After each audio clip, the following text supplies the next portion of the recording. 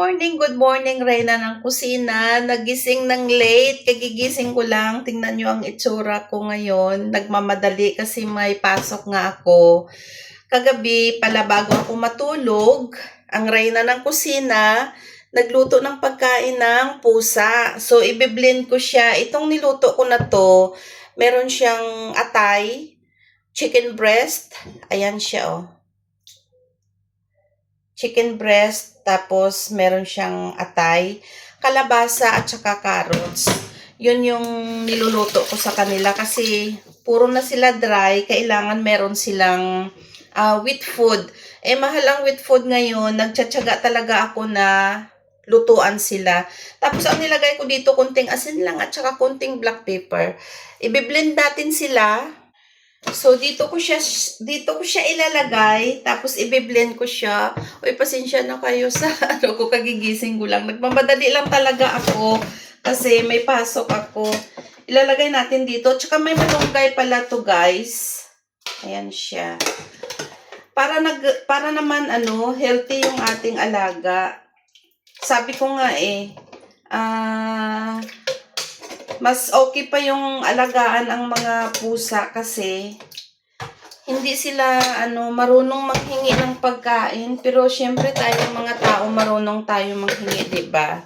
I-blend natin siya. So ganyan lang siya, guys. Ilalagay natin pa ganyan, i-blend natin kasi para makain. 'Di ba ang pagkain ng pusa ay parang pinong-pino pag with food? Ito siya ginagawa ko.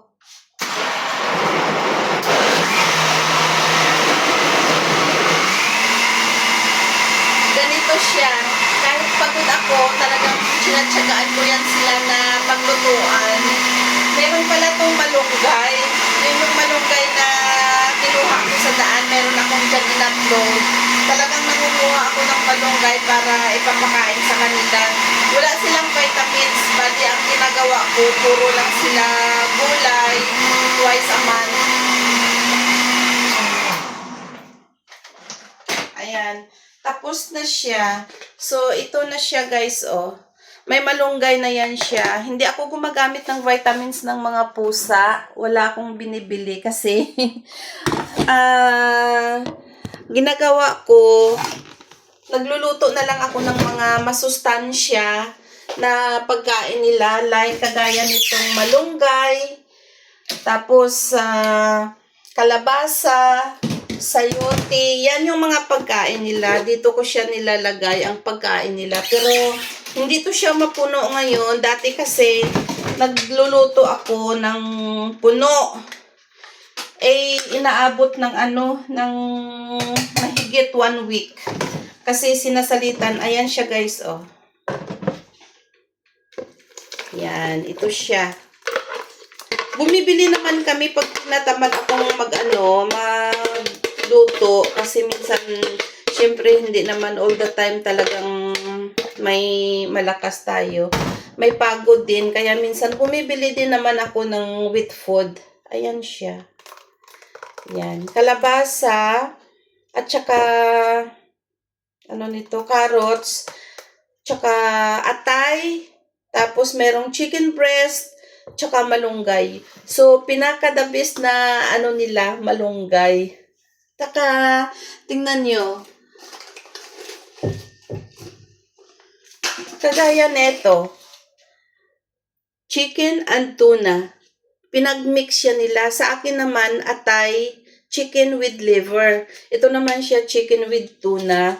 So, same lang din siya. Biniblend lang din naman nila to. So, sa akin, ako na lang gumagawa. Meron pa, pangalawa, isalin natin.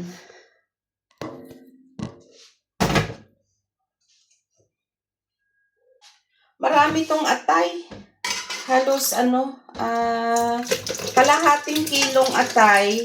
At saka, less than kalahati na chicken breast.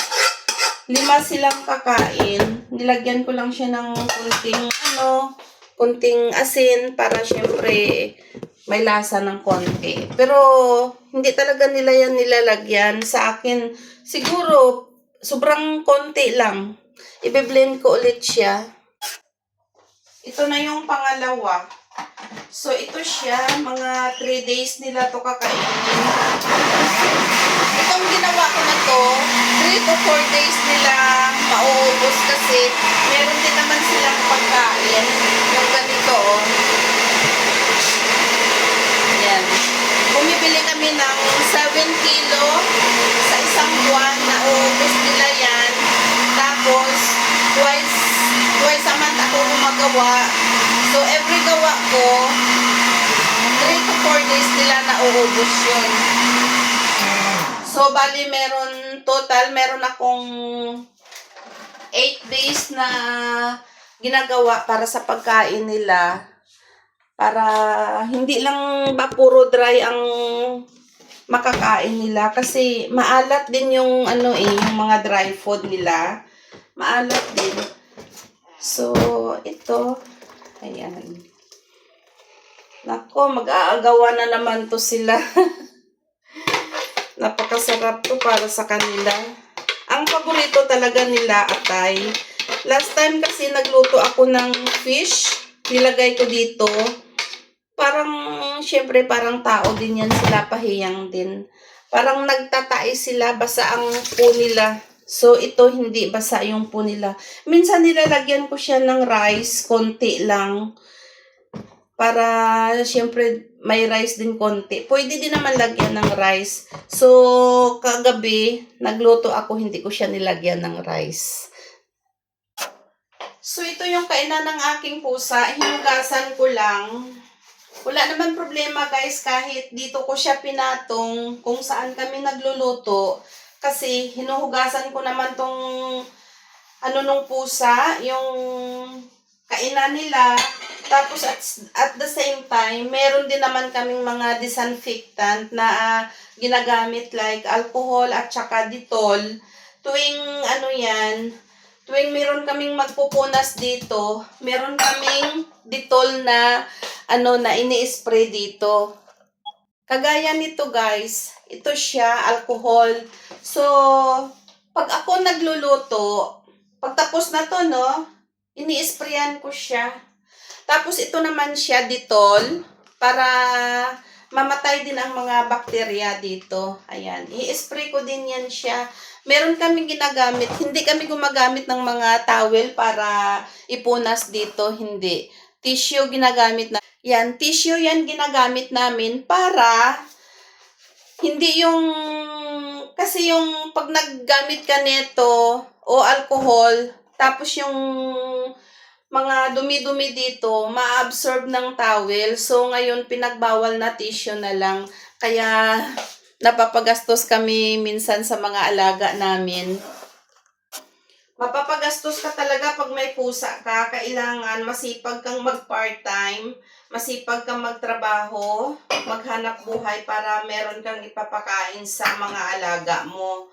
So, ito, maliban dyan, may mga cat litter pa yan, may mga treat pa yan sila na kinakain. Syempre, parang tao din. So, ito pala yung treat nila, parang snacks nila. Maganda siya kasi, syempre, parang pag nakatikim sila neto, tuwang-tuwa sila. Ang iniisip nila, inaalagaan kami ng husto dito. So, binabalik naman nila sa amin, kinikiss nila kami, lahat yan sila. Don't worry, kahit mag-kiss yan sila dito. Meron silang deworm, anti-rabies, may mga injection yan sila para sa hindi tayo mararabisan. Meron yan sila sa mga tenga na pinapalinis namin. Yung sa balahibo nila, pinapakalbo namin yan sila para hindi yung kalat ng kalat dito sa sahig. Minsan tumutubo, hintay na naman namin magkapera kami, mga 2 months, tutubo na naman yan. Ipapakalbo na naman. Pabawasan para hindi siya naglalagas dito sa bahay. Yan yung ginagawa namin sa mga alaga naming pusa. Bigyan ko muna sila ng pagkain. So, ayan guys, kumain na yung dalawa namin, si TikTok at saka si Jack. Ito, tingnan nyo yung balahibo nila, tumubo na siya. Kumaba na ng konti. Tingnan nyo yung buntot nila. Ito yung balahibo nila. Pinapakalbo namin to. Ayan, kumain na sila. Yung tatlo kasi tulog pa. Ayan.